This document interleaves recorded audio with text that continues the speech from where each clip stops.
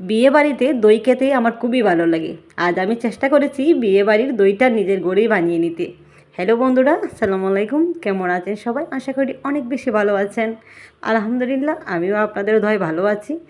তো আজ কী বানাবো আপনারা নিশ্চয়ই বুঝতে পেরেছেন। খুব সহজেই ঘরে আমি বানিয়ে নিলাম মজাদার বিয়েবাড়ির দই।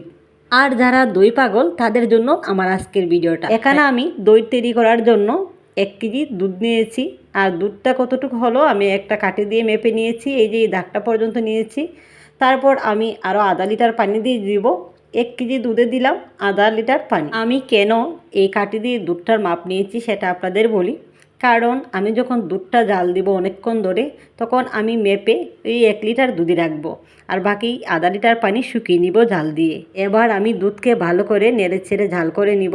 বারবার নাড়াচাড়া দিয়ে রাখতে হবে, তা না হলে দুধ যে কোনো মুহূর্তে পড়ে যেতে পারে। আর তাছাড়া দুধ ঘন হওয়ার জন্য বারবার নেড়ে ছেড়ে দেওয়া ভালো। এবার আমি একটা পাতিলে 1.5 কাপ পরিমাণ চিনি নিয়েছি, নিয়ে ভালো করে নেড়ে ছেড়ে নিব।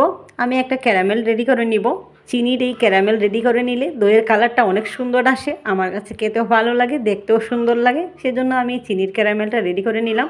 এখানে অল্প আগুনে চিনিকে বারবার নেড়ে ছেড়ে নিচ্ছিলাম, নিয়ে গলে যাওয়া পর্যন্ত ভালো করে নেড়ে ছেড়ে নিব। এখানে আমি বারবার নেড়ে ছেড়ে দিচ্ছিলাম যাতে পুড়ে না যায় বা নিচে লেগে না যায়। অনেক সুন্দর একটা রং এসেছে এবং সবগুলো চিনি গলে গেছে একদম।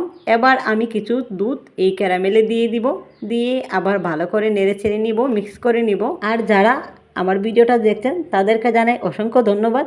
আর অবশ্যই একটা লাইক, একটা সুন্দর মন্তব্য রেখে যাবেন আশা করছি। আমার ভিডিওটা যদি আপনাদের ভালো লেগে থাকে অবশ্যই শেয়ার করে দিবেন। প্রয়োজনের সময় যেন আমার ভিডিওটা পান, সেজন্য আমার ভিডিওটা আপনাদের টাইমলাইনে রেখে দিতে পারেন। এবার আমি সব ক্যারামেল দুধে ঢেলে দিব, দিয়ে ভালো করে আবার নেড়ে চেড়ে মিক্স করে নিব। আর এদিকে আমার দুধও শুকিয়ে এসেছে, অনেকক্ষণ ধরে আমি কিন্তু জাল করেছি। আচ্ছা বলেন তো, আমি যে এই চামিচটা দিয়ে নাড়াচাড়া করছি এটাকে আপনাদের এলাকায় কি বলে? আমাদের এলাকায় কিন্তু চড়ি বলে।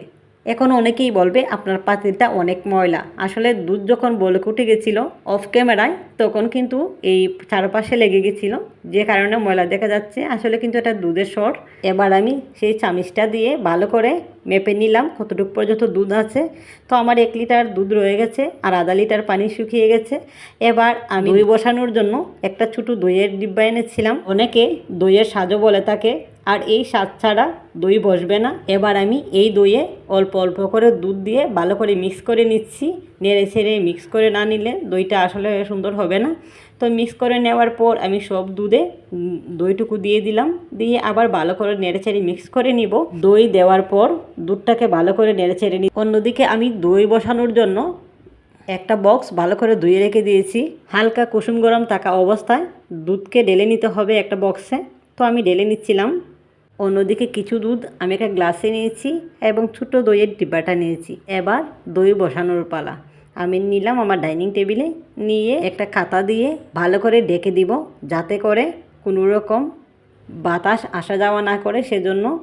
এবার আমি আরেকটা বিছনা চাদরও দিয়ে দিলাম, দিয়ে ভালো করে ঢেকে দিলাম। সারা রাত এভাবেই ঢাকা ছিল। সকালে ঘুম থেকে ওঠার পর প্রথমেই কিন্তু আমি দইটা দেখার জন্য দইয়ের ডিব্বাটা খুললাম। দইয়ের ডিব্বাটা খুলেই আমার কি আনন্দ! আসলে আমি জীবনের প্রথম দই বানিয়েছি, আর এত সুন্দর করে বসেছে কি বলবো। আর খেতেও খুবই মজা হয়েছে। আপনারা যারা খান না একবার ট্রাই করবেন।